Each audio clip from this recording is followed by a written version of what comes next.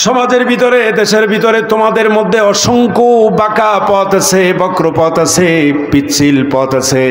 সেই পথের ভিতরে সোজা রাস্তা, সিরাতে মুস্তাকিমের মতো রাস্তা, হেদায়েতের রাস্তা কেবলমাত্র একটা। আর ওই অসংখ্য বাঁকা পথের মধ্যে হেদায়েতের রাস্তা দেখাবার দায়িত্ব আমি আল্লাহ রাব্বুল আলামিন আমার জিম্মাদারিতে আছে।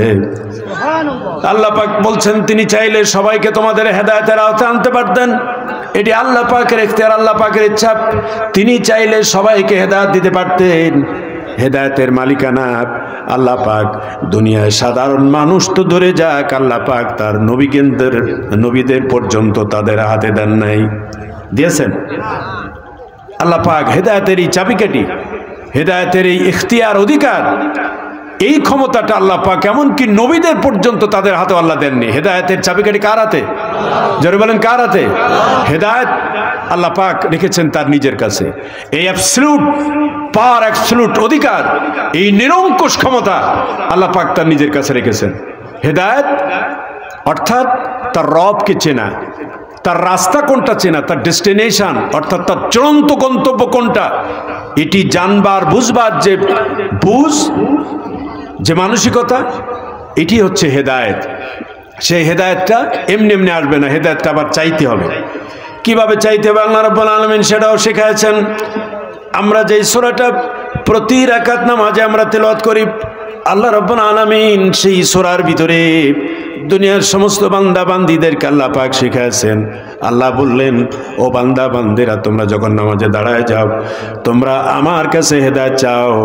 ইহদিনাস সিরাতাল মুস্তাকিম। সুবহানাল্লাহ বলি।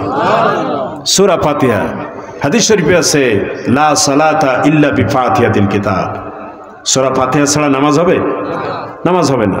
প্রত্যেকটা রাকাতে সূরা ফাতিহা পড়তে হবে। এবং অন্তত আমাদের ভিতরে কোরআনে কারিমের হাফেজ না থাকলেও, কয়েকটা বড় বড় সূরার হাফেজ না থাকলেও, কিচ্ছু যদি না জানে, সূরা ফাতিহার হাফেজ এখানে সবাই, কি ঠিক না? শুদ্ধ অশুদ্ধ সবাই আমরা সূরা ফাতিহাটা জানি। এই সূরা ফাতিহার ভিতরে আল্লাহ পাক আমাদেরকে শিক্ষা দিচ্ছেন, নামাজে, প্রতি রাকাত নামাজে যখন তোমরা দাঁড়াও, আল্লাহ পাক শিখাচ্ছেন যে ও বান্দা, ও বান্দি, আমার কাছে চাও হেদায়েতের রাস্তা কোনটা, সিরাতে মুস্তাকিম কোনটা, এটা আমার কাছে প্রার্থনা করো, আমার কাছে আবেদন করো, নিবেদন করো, দরখাস্ত করো, আমার কাছে অ্যাপ্লিকেশন করো। আমি ওই চাওয়ার প্রেক্ষিতে তোমাকে হেদায়েতের রাস্তা দেখাই দেবো। জোরে বলেন সুবহানাল্লাহ। হেদায়েত চাইতে হবে। আমার বাইরে পেরেশানি থাকবে বান্দা বান্দীদের জন্য, মানুষের জন্য। অমুক কেন হেদায়েত পায় না, অমুক কেন ইসলাম বোঝে না, অমুক কেন নামাজি হয় না, দিনের ভিতরে আসে না, ইসলাম মানে না, ইসলামী আন্দোলন, কোরআনী আন্দোলনের শরীক হয় না, আমাদের ভিতরে তাকাজা থাকে, পেরেশানি থাকে। এর জবাব আজকের না, আজ থেকে ১৫০০ বছর আগে অথবা হাজার হাজার বছর আগে আল্লাহ রাব্বুল আলামিন নবীদের জীবনে, নবীদের সময় আল্লাহ পাক দেখাইছেন, তোমার ভিতরে তাকাজা থাক, পেরেশানি থাক, তুমি চাইলেই তুমি কাউকে হেদায়েত দিতে পারো না, জোর করে ইসলামে আনতে পারো না, দিনে আনতে পারো না। নবীদের পরিবারের ভিতরে আমরা দেখেছি হযরত নূহ আলাইহিস সালাম, তিনি হেদায়েতের জন্য দাওয়াত ও তাবলীগের কাজ করেছেন। 1 বছর 2 বছর নয়, 950 বছর আল্লাহ রাব্বুল আলামিন তাকে হায়াত দান করলেন, জীবন দান করলেন। 950 বছর ধরে তিনি জাতিকে দাওয়াত দিলেন, ইয়া কাওমি ইবুদুল্লাহ মা লাকুম মিন ইলাহিন গায়রু। ও আমার জাতি, তোমরা এক আল্লাহর উবুদিয়ত আর উলুহিয়াতের দিকে তোমরা দাবিত হও। এক আল্লাহর উলুহিয়ত আর রুবুবিয়ত তোমরা মেনে নাও। যদি এক আল্লাহকে ইলাহ হিসাবে তোমরা মেনে নিতে পারো, তাহলে আল্লাহ পাক শিখায় দিলেন তুফলিহু, তাহলে তোমরা প্রকৃতপক্ষে কৃতকার্য হয়ে যাবে, তোমরা সফল কাম হয়ে যাবে। জোরে জোরে বলেন সুবহানাল্লাহ। দুনিয়ার সব নবীরা তার জাতিকে এইভাবে ডাক দিয়েছেন, ও আমার জাতি, তোমরা আসো, এক আল্লাহর দিকে আসো। ও আমার জাতি, তোমরা এক আল্লাহর উলুহিয়াতকে মেনে নাও, আল্লাহকে ইলাহ বলে মেনে নাও। দুনিয়ার সব নবীরা তার নিজের দিকে, তার বাবা মায়ের দিকে, বংশের দিকে, জাতির দিকে, গোত্রের দিকে, তার দলের দিকে ডাকেন নাই। দুনিয়ার সব নবীকে দিয়ে আল্লাহ পাক তার জবান দিয়ে আল্লাহ পাকে শিখাইছেন, ও আমার জাতি, তোমরা আসো আমার আল্লাহর দিকে, আল্লাহর উলুহিয়াতকে মেনে নাও। কি ঠিক কিনা বলেন? সব নবীদের এক অভিন্ন দাওয়াত ছিল। এক অভিন্ন দাওয়াত, ইয়া কওমি ইবাদুল্লাহ, এ আমার কওম, এ আমার জাতি, এক আল্লাহর ইবাদত করো, এক আল্লাহর গোলামি করো, এক আল্লাহর উপাসনা করো। আল্লাহ ছাড়া কারো কাছে মাথা নত করা, কথা বলেন, যাবে না। এ হলো প্রথম শর্ত, প্রথম দায়িত্ব। যে কোনো পরিস্থিতিতে, যে কোনো অবস্থায়, যে কোনো পরিবেশে আল্লাহকে মাইনাস করে, আল্লাহকে ডাইভার্ট করে অন্য কোনো সত্তার কাছে সাহায্য চাওয়া, মিনতি করা, দরখাস্ত করা, আবেদন করা, বিপদ মুসিবতে যে কোনো অবস্থায় আল্লাহর যে ক্ষমতা, সেই ক্ষমতা অন্য কোনো ব্যক্তি, দল, গোষ্ঠী, খাজা বাবা, অমুক তমুক পীর, অলি, গস, কুতুব, তার কাছে দিয়ে এই সাহায্য কামনা করা, এটা ইসলামের শিক্ষা নয়। ইসলাম এই শিক্ষা দেয় না, ইসলাম এটা বরদাস্ত করে না। আল্লাহ পাক শিখাইছেন যে কোনো অবস্থায়, যে কোনো পরিবেশে আমরা সাহায্য চাইবো কার কাছে? যারা বলেন কার কাছে? এইখানে আমরা মাঝে মধ্যে ভুল করে ফেলি, বিপদে পড়ছি আমরা, অনেকে আমাদের পীর আছে, অলি, গস, কুতুবের আমরা মানি, আমরা সেখানে চলে যাই, খাজা বাবার কাছে চলে যাই। আমাদের কেশবপুর এই পাশেই আছে, কি বলে ওটা, মান্দারডাঙ্গা। এই যে আমাদের এই আমার মামার বাড়ি এই বাঁশবাড়িয়া, এর পাশে আছে কি গ্রামটা যেন, মেহেরপুর, মেহেরপুরে আছে ওখানে এক কি পীর, ন্যাংটা পীর না কি বলে, অমুক তমুক, সেখানে যেই দেখি এই সমস্ত দেয়টায় আর গাজার আড্ডাখানা। কি আশ্চর্য কথা! আপনি কুষ্টিয়া যদি যেয়ে থাকেন দেখবেন, আপনি ঝিনাইদহ যদি যেয়ে থাকেন আপনি দেখবেন, আপনি ঢাকাতে যদি মিরপুরে ওই যে শাহ আলী মাজার, আপনি চিন্তা করতে পারবেন না মানুষের কমন সেন্স, সাধারণ জ্ঞান কোথায় গেছে, কি পরিমাণ জটা, ওরা কত বছর হলো গোসল করেনি, আল্লাহ পাক ভালো জানে। আপনার এখান থেকে অন্তত 20, 30, 40, 50 হাত দূরে থেকে গায়ে গন্ধ আপনি পাবেন, এত গন্ধ তাদের গায়ে। আর বিড়ি খাচ্ছে, বিড়ি ফুঁকতেছে, তারপরে গাঁজা কি পরিমাণ খায় আল্লাহ পাক ভালো জানে। এরা নাকি পীর সাহেবের মুরিদ, এরা নাকি খাজা বাবার মুরিদ। এখানে আবার কেডা? ও এখান থেকে ওই পাশে গেছে। আমার ভাইরা, এই যে খাজা বাবা আর গাজা বাবা আমাদের দেশে আছে না ভাই, এই খাজা বাবা, গাজা বাবা ইসলামের সাথে এর কোনো দূরতম কোনো সম্পর্ক নাই। কথা ঠিক কিনা বলেন? ইসলামের নামে বহু ব্যবসা, বহু ধান্দাবাজি আমাদের দেশে চালু হয়ে গেছে। এখানে মানুষ খেতে পায় না, এই যে প্রচন্ড শীত গেল, তার শীত বস্ত্র নাই, খাবার নাই, দাবার নাই, বাড়িঘর নাই, মানুষের মৌলিক চাহিদা পূরণ করতে পারে না, না বিশ্বাস উঠেছে মানুষের জীবন জীবিকা নির্বাহ করবার জন্য। এইসব কাজে সহযোগিতা নাই, হাসপাতালে বেড়ে মানুষ কাতরায়, ওষুধ নাই, পত্তর নাই, ডাক্তার নাই, বৈদ্য নাই, সেখানে টাকা পয়সা নাই। মাজার একখান তৈরি করে লাল সালু, লাল চাদর একটা ঢুকাই দিয়ে তার উপরে হাজার হাজার নয় লক্ষ লক্ষ টাকা সেখানে ফেলতেছে। আর আমাদের এই জনগণ কি পাগল জনগণ আমার দেশের, এই জনগণ সেখানে যে টাকা দেয়, একটা মরা মানুষ, আচ্ছা ধরে নিলাম অরিজিনাল পীর উনি, আমি ধরে নিলাম যুক্তির খাতিরে, আচ্ছা ওই পীর সাহেবের কি খাবার দাবার দরকার আছে? যে মরে গেছে ও কি প্রতি অক্ত ভাত খাবে? ওখানে টাকা কি জন্য দরকার আপনি বলেন? কোরআন হাদিস এই পাশে রেখে দিলাম, কোরআন হাদিস জানার দরকার নেই, এই পাশে থাক।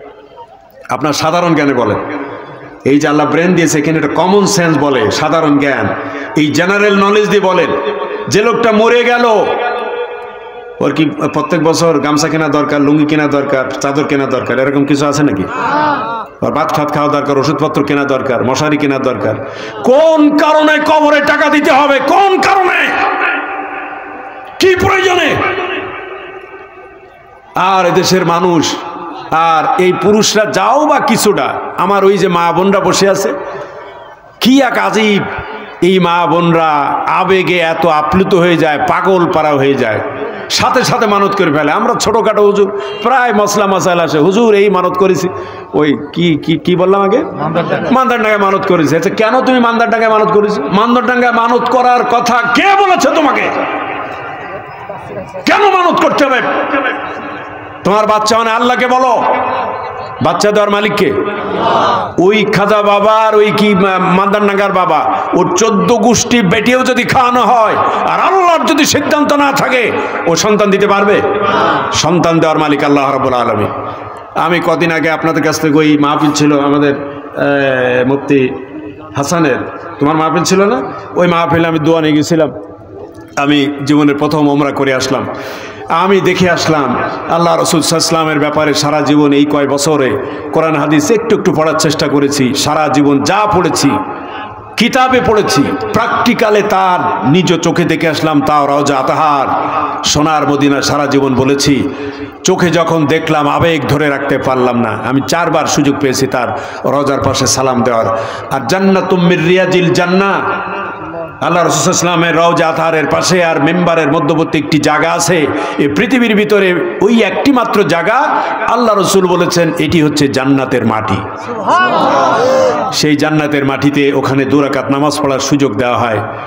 সেখানে যে নামাজ পড়বার একবার সুযোগ পেলাম। সেখানে দাঁড়িয়ে যদি ধরেন সৌদি গভর্নমেন্ট যদি বলতো ভাই যে যা পারেন আমি রসুলের এই কবরে আপনি টাকা দিয়ে যাবেন, এই পারমিশনটুকু যদি সৌদি গভর্নমেন্ট দিত দুনিয়ার মুসলমানদের, আচ্ছা চিন্তা করেন কি পরিমাণ টাকা তো বলে, প্রতিদিন কয়েক কোটি টাকা হতো না একদিনে? চিন্তা করেন, আমি ওখানে দাঁড়ায় চিন্তা করলাম এখানে যদি টাকা নেওয়ার পারমিশন সৌদি গভর্নমেন্ট দিতেন, যে যা পারো দাও ওইখানে দিয়ে যাও, পাগল হয়ে যেত মানুষ। কই এমনকি ওখানে আমি দাঁড়াও দেখছি, এর আগেও শুনেছি আর আমি দাঁড়ায় দেখছি।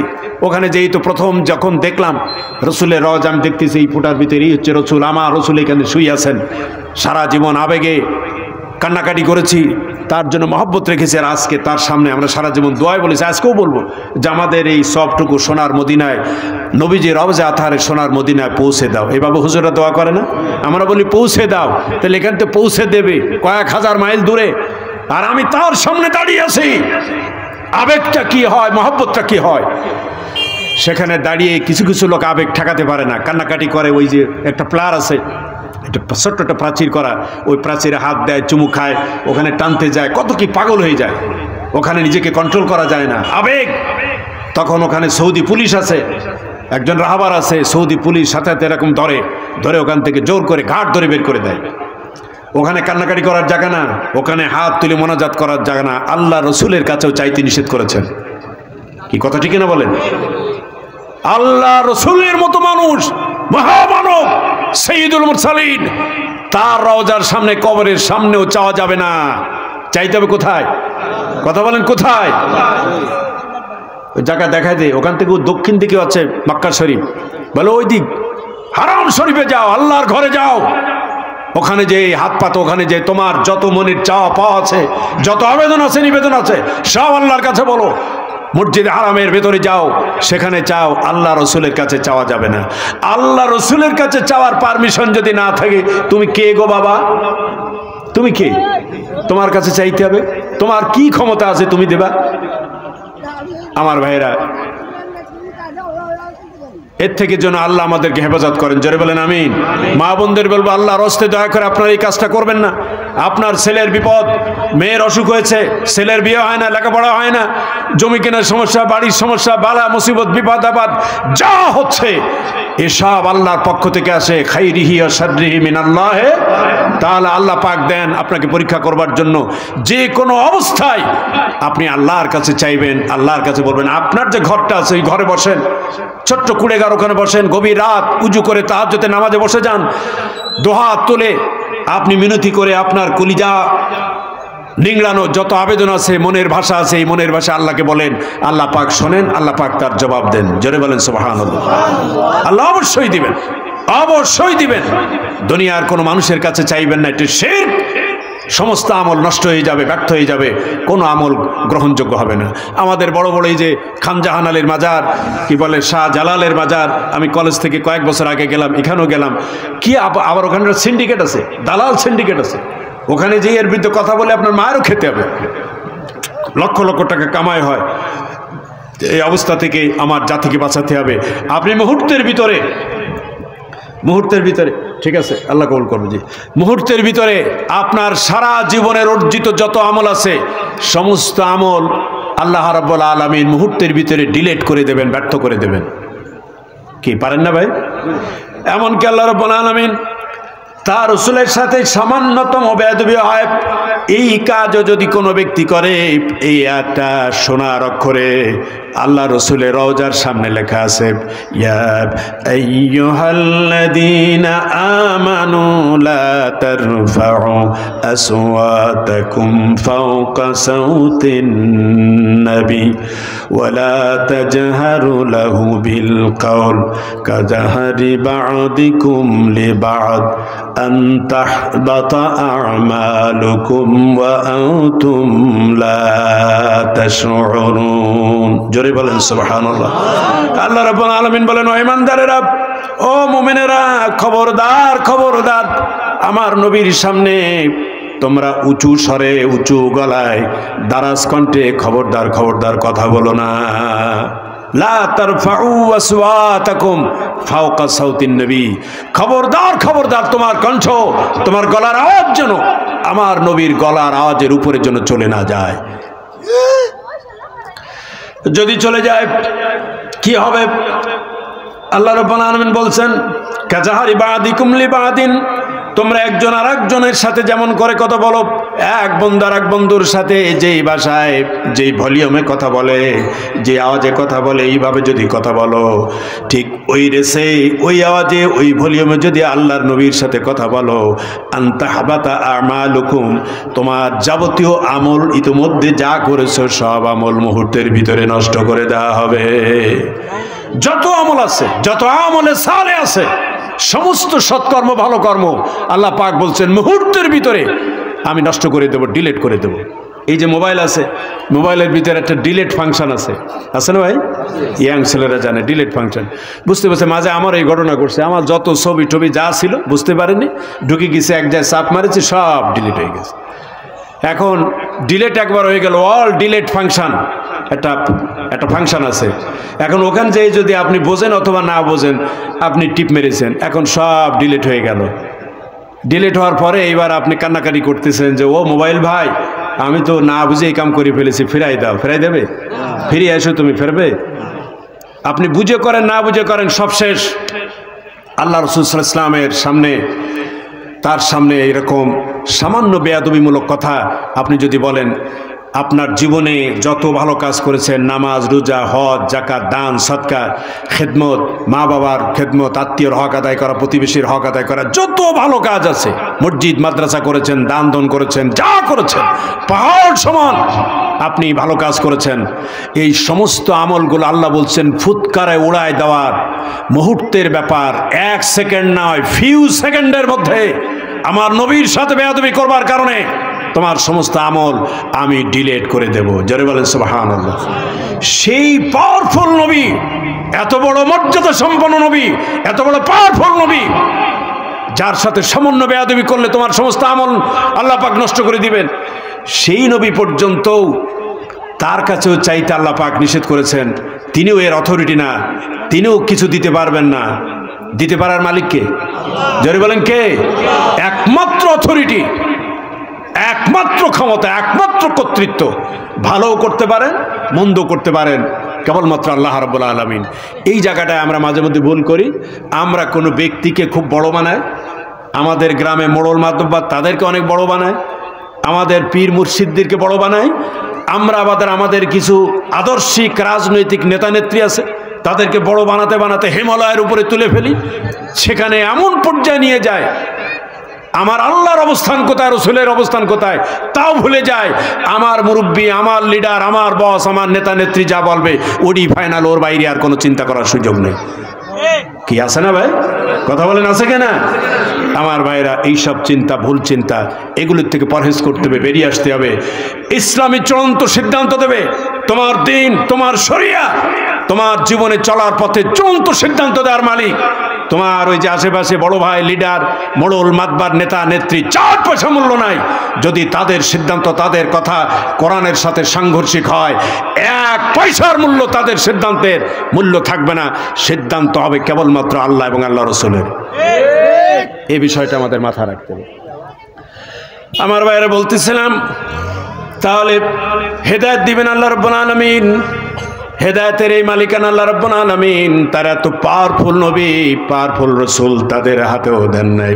হযরত নূহ আলাইহিস সালামের মতো এত বড় পাওয়ারফুল পয়গম্বর 950 বছর দাওয়াত দিলেন, লাইলা ওয়া নাহারা, রাত ও দিনে দিবানিশি 24 ঘন্টা তিনি মানুষের দ্বারে দ্বারে, man to man, door to door তিনি মানুষের কাছে যেতেন আর এই দিনের দাওয়াত দিতেন, আল্লাহর দিকে মানুষকে আহ্বান করতেন। মানুষগুলো দাওয়াত দেওয়ার কারণে সেই দেশের জনগণ, ওই জাতির লোকেরা নূহ আলাইহিস সালামকে পিটায় পিটায় রক্তাক্ত ক্ষতবিক্ষত করে তার বাড়ির দরজার সামনে ফেলে যেত। পরের দিন আবার একটু সুস্থ হলে হযরত নূহ আলাইহিস সালাম বসে থাকতেন না, আল্লাহ রাব্বুল আলামিনের এই দাওয়াত ও তাবলীগের কাজ করবার জন্য আবার জাতির ভিতরে, জনগণের ভিতরে তিনি বেরিয়ে যেতেন। জোরে জোরে বলি সুবহানাল্লাহ। ওই যে আমাদের দেশে, আমি রাজগঞ্জ বাজারে তখন যেতাম, ওই মাদ্রাসা পড়তাম ছোটোবেলায়, এই ইসের থেকে সাতক্ষীরার থেকে একটা কোম্পানি আসতো, ওষুধ কোম্পানি, নাম হচ্ছে ঝড় কোম্পানি আর তোফান কোম্পানি, নাম শুনছেন না? এই ঝড় কোম্পানি তোফান কোম্পানি আমাদের ওই কাঁচা রাস্তা, ত্রিমোহিনী রাজগঞ্জের ওই কাঁচা রাস্তা আমাদের বাড়ির সামনে, ওই রাস্তা দিয়ে ধুলো উড়ে যেত, খোলা একটা জিপ, বৃহস্পতিবার আর সোমবার রাজগঞ্জ হাটবারে। ওরা এসে রাজগঞ্জ ওই বল ফিল্ডের মাঠে প্রত্যেক হাটবারে বাবা পাঠাতো ওই বাড়ির জনমানদের সাথে বাজার করার জন্য যেতাম। এবার যেই ওই বিকেলবেলা ওরা ওই যে সেই কি করতো, ঢোলমল্লি, নানান তাল কি এইসব আয়োজন করে, সেখানে ওই ক্যানভাসার, এক ধরনের ক্যানভাসার, ওরা কি চমৎকার করে কথা বলতো, লেখাপড়া ভালো জানে না, এত চমৎকার উপস্থাপনা, এত কথা শিল্পী, কথার জাদুকর। এবার ওই ওই কি বলে বিভিন্ন গাছগাছরা বিক্রি করতো, আর এই শালসা জাতীয় ওষুধ বিক্রি করতো। মানুষগুলো দাঁড়ায় থাকতো শত শত ঘিরে। এবার ওই তার কথার দিকে তন্ময় চিত্তে দাঁড়ায় তাকায় থাকতো আর শুনতো। কখন যে সে আসর পার হয়ে যেত, প্রায় মাগরিব যেত, মানুষ টের পেত না।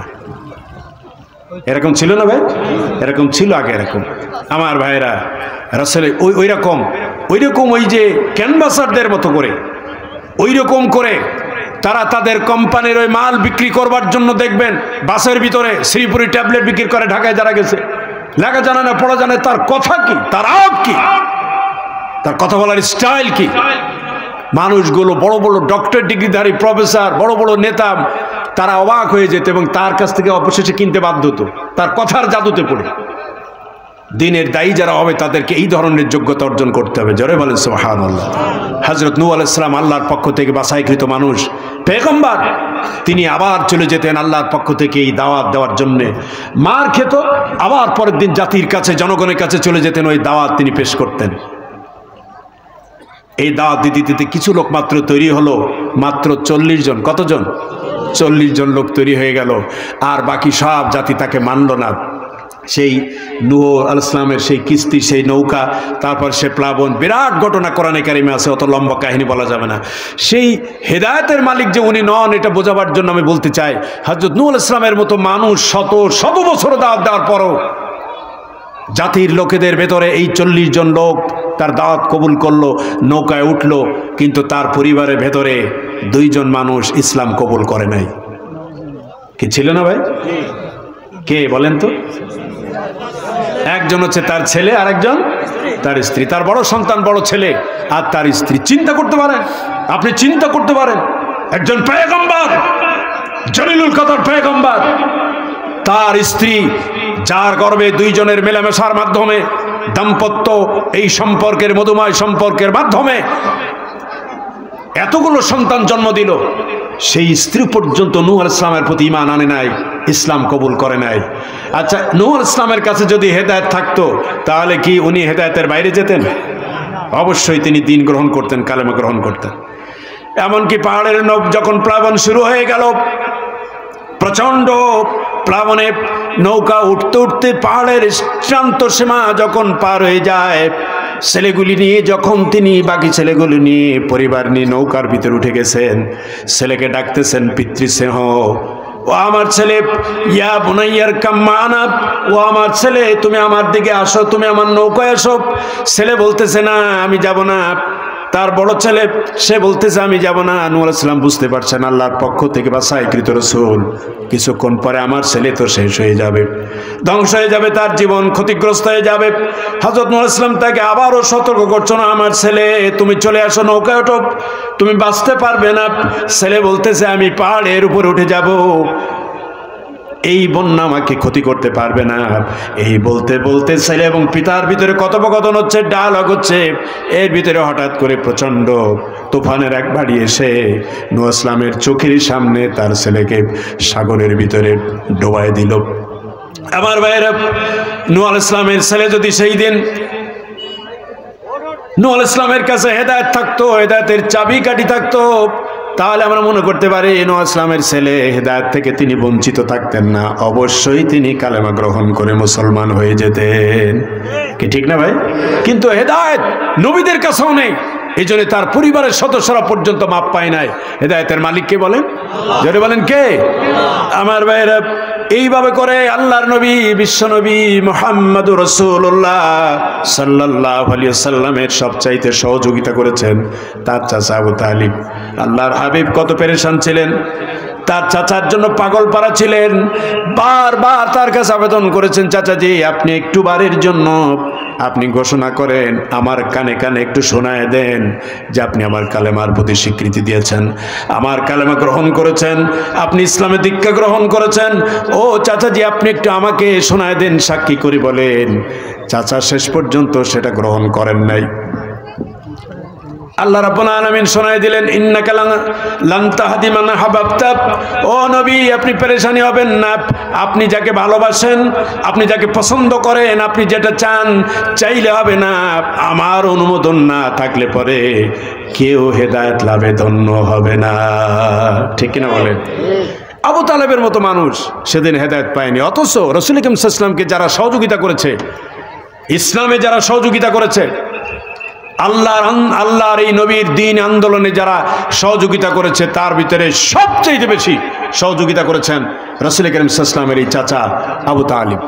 অথচ তার কপালে কিসমতে হেদায়েত জটে নাই।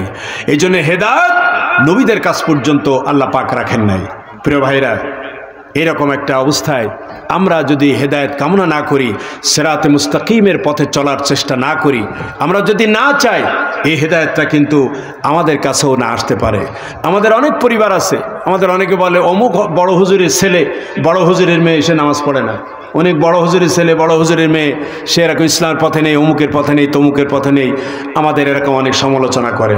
আর এই অমুক হুজুর মুজুর তো বাড়ির কাছে। নবীদের জীবনে বললাম, নবীদের সন্তান পর্যন্ত, তাদের কারো পিতা, কারো মাতা, কারো বউ, হযরত লূত আলাইহিস সালামের স্ত্রী সেদিন কিয়ামতের মাঠে জাহান্নামে যাবে। আছে না কোরআনে? জাহান্নামে যাবে।